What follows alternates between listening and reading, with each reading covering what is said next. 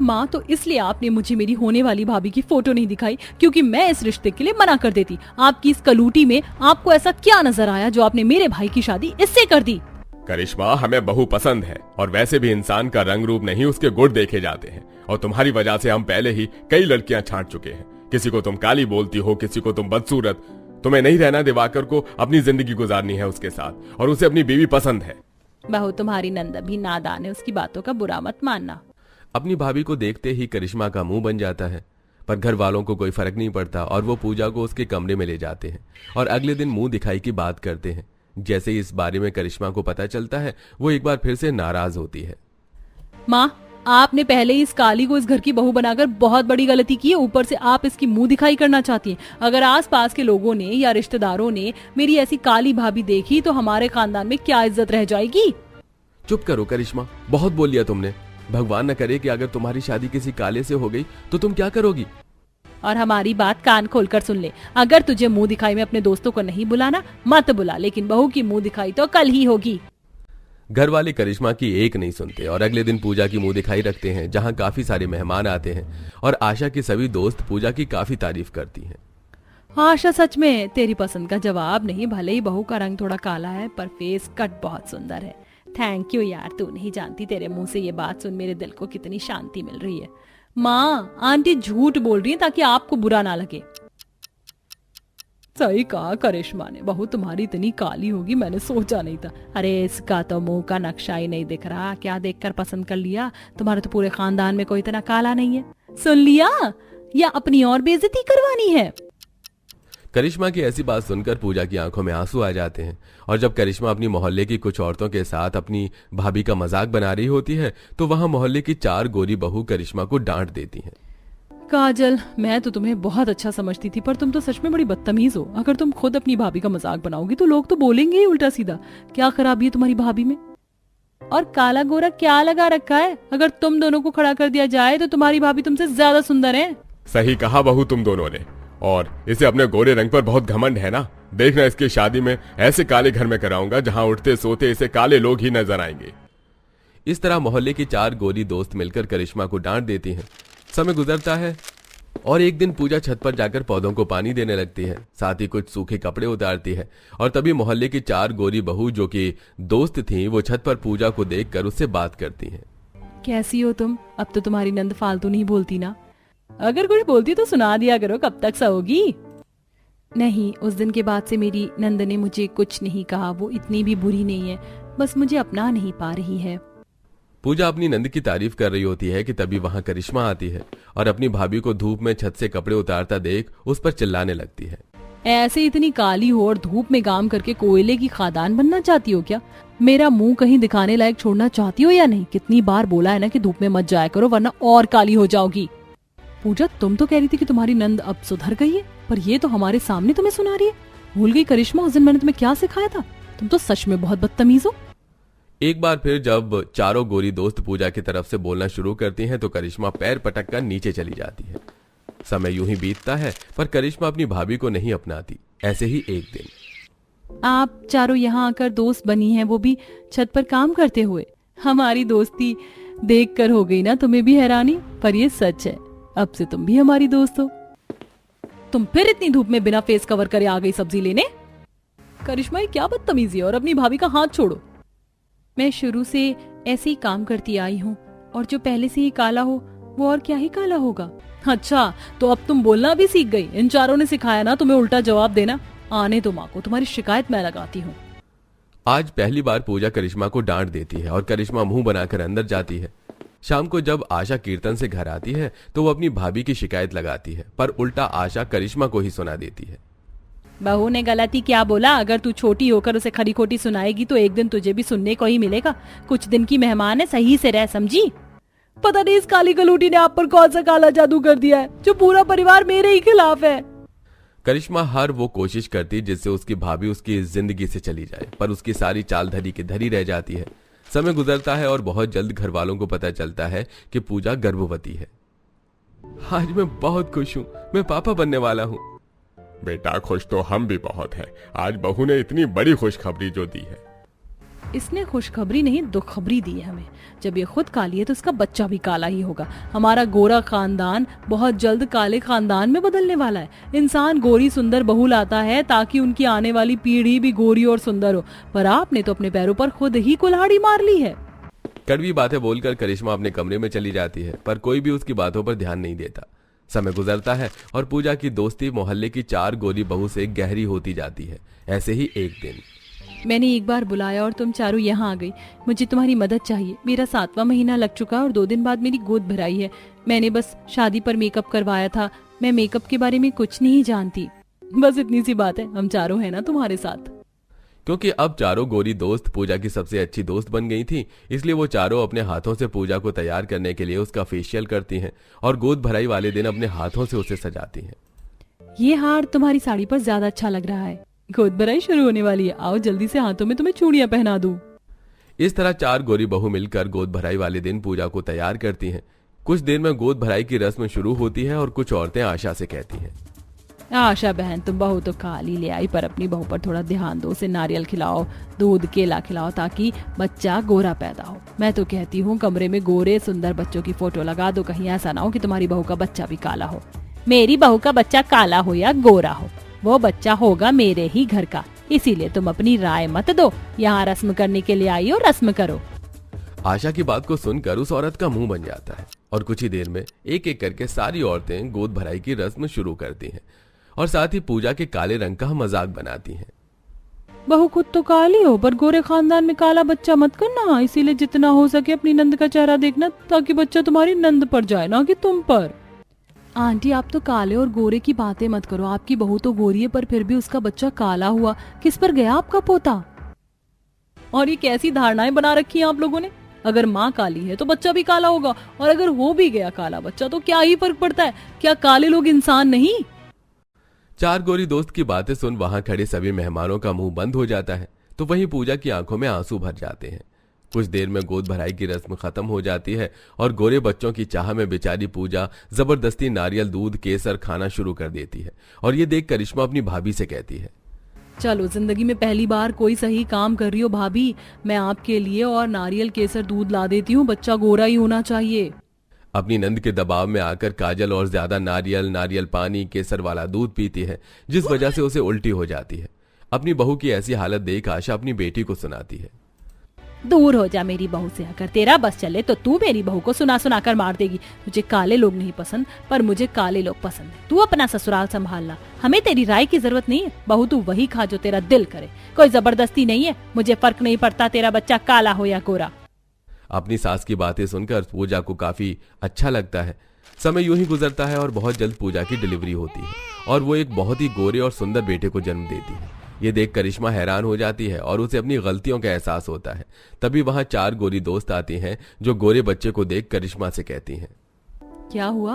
अब गोरा बच्चा भी नहीं पसंद आया या अपनी कई बातों पर शर्मिंदगी महसूस हो रही है? देख लो, जरूरी नहीं कि अगर इंसान काला है तो उसका बच्चा भी काला हो। आप चारों बिल्कुल सही कहती थी भाभी। पूजा भाभी मुझे माफ कर दीजिए, मैंने आपके साथ इतना गलत किया, आपको इतना भला बुरा कहा। आज मेरी सारी गलतफहमी खत्म हो गई। अगर सच में अब तुम्हें मुझसे कोई नाराजगी नहीं, तो मैं तो चाहती हूँ कि तुम मेरे बच्चे का नाम रखो। अपनी भाभी की अच्छाई देख करिश्मा की आंखों में आंसू आ जाते हैं और करिश्मा अपने भतीजे को गोद में उठाकर उसका नाम रखती है और इस तरह करिश्मा भी अपनी भाभी को दिल से अपना लेती है। माँ जी आज तो मेरी पहली रसोई है, आप बताएं कि मुझे क्या बनाना है, मैं बना दूंगी। बहू हमारे घर में तो जब भी नई बहू आई है हमने मीठे में खीर और खाने में पूरी सब्जी ही बनवाई है, तू भी वही बना ले। उर्मिला की बात को सुनकर पूर्वी रसोई में आ गई और उसने खाना बनाना शुरू कर दिया। पूर्वी उर्मिला की नई बहू थी जिसकी अभी 1-2 दिन पहले ही शादी हुई थी। आज पूर्वी की पहली रसोई थी जिससे उसने सारे परिवार के लिए पनीर की सब्जी के साथ पूरी और खीर बनाई और फिर ऐसे ही कुछ देर बाद सभी खाना खाने को आ गए। ये कैसा खाना बनाया है बहू? उर्मिला तुमने बताया नहीं कि हमारे घर में कैसी सब्जी बनाई और खाई जाती है? नहीं जी, मुझे तो लगा था कि शायद इसे पता होगा। माँ मेरे बस की नहीं है ऐसे मरीजों जैसी सब्जी को खाना, इसमें तो गरम मसाला ही नहीं है। नहीं देवर जी, इसमें गरम मसाला तो है, मैंने खुद पीसा हुआ गरम मसाला इसके अंदर डाला है। भाभी हमारे घर में पिसा हुआ नहीं खड़ा गरम मसाला खाया जाता है, उसी से तो सब्जियों में स्वाद आता है। मेरी ही गलती है जो मैंने पूर्वी को इस बारे में नहीं बताया। क्या खा लो इस बीमारों के जैसे खाने का। माँ जी कोई नहीं, अगर आप लोगों को खड़े मसाले का खाना पसंद है तो मैं शाम को खाना बना दूंगी खड़े मसाले में ही।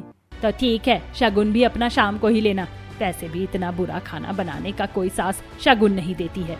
उर्मिला की बात को सुनकर पूर्वी उदास सी हो गई, लेकिन कुछ भी बोली नहीं। जब शाम हुई तो फिर से पूर्वी ने ही खाना बनाया और इस बार उसकी मदद करने उसकी जेठानी उसके पास आई। भाभी आप खड़े मसालों में क्या क्या डालते हो? ये लो, ये सारे खड़े मसाले ओखली से दरदरे कूट लेना और ये सारे ही डाल दिए जाएंगे। क्या भाभी, ये हथेली भर खड़े मसाले एक टाइम की सब्जी के हैं, लेकिन ये तो बहुत ज़्यादा हैं। तुम्हें ये ज़्यादा लग रहे हैं, हमारे घर में तो ये रोज़ाना ऐसे ही खाए जाते हैं। इससे अगर एक चीज़ भी कम डाल लो माँ बाबा को पता चल जाता है और फिर वो शिकायत करते हैं। लेकिन भाभी इतने खड़े मसाले सेहत के लिए बहुत बुरे हैं और आप तो प्रेग्नेंट हो, आप भी यही खाती हो? अरे हाँ, कुछ नहीं होता, और खड़े मसाले तो इम्यूनिटी को बूस्ट करते हैं, तो ये तो खाने ही चाहिए। उर्वशी ऐसे बोलकर चली गई। हथेली पर खड़े मसालों को देख देख कर ही पूर्वी को मिर्ची सी लग रही थी, लेकिन परिवार वालों के लिए उसने उनसे ही खाना बना लिया। कुछ देर के बाद जब सभी खाना खाने को आए तो उन्हें ये खड़े मसालों से भरा हुआ खाना बेहद ही पसंद आया। अब आया ना मजा खाने में। पूर्वी, वैसे कुछ भी बोलो, आज की सब्जी तो एकदम जोरदार बनी है। चलिए, आपको पसंद आ गई तो समझो मेरी मेहनत वसूल हो गई। ये ले बहू तेरा शगुन। इस खाने को बनाने के बाद हुई ना तो इस शगुन के असली हकदार। सभी ने ऐसे ही बहुत खुशी खुशी खाना खाया। जब सभी ने खाना खा लिया तो पूर्वी खाने को बैठी। सभी को खाना इतना पसंद आया, देखूं तो सही कि कैसा बना है। हाँ, हे भगवान, ये खाना है। पानी पानी पानी, मुझे पानी दो। ये लो पूर्वी, आप सभी ने इस खाने को कैसे खाया? ये तो प्लेट में खाने के नाम पर बस आग है, आग। शुरुआत में तुम्हें यही लगेगा, लेकिन फिर इसी में मजा आने लगेगा। नहीं भाभी, जबान के चिटकारे मत देखिए, ये देखिए कि ये कितना ज्यादा तेज है। आपके बच्चों को भी इससे दिक्कत। अरे ओ, तू चुप कर, समझ आया? आई बड़ी समझाने वाली हकीमन। हमें पता है कि क्या हमारी सेहत के लिए अच्छा है और क्या बुरा हो सकता है। उर्मिला की बात पर पूर्वी बिल्कुल चुप हो गई। अब पूर्वी को अपने ससुराल में लगभग एक हफ्ता गुजर चुका था। इस एक हफ्ते में रोजाना उसने आग जैसा खाना ही बनाया था। ऐसे में आज पूर्वी दाल चावल बना रही थी। जब देखो मेरे ससुराल वालों को बस चाट मल्ले खाने की ही पड़ी रहती है। आज तो मैं सभी को सादा सा खाना दाल चावल ही खिलाऊंगी। पूर्वी ऐसे बोलते हुए हल्की नमक मिर्ची का खाना बना ही रही थी कि तभी रसोई में उसकी नंद आ गई और बोली, भाभी, माँ ने कहलवाया है कि दाल में सब्जियों के मुकाबले जरा ज्यादा खड़े मसाले डालना, नहीं तो दाल में स्वाद नहीं आता है।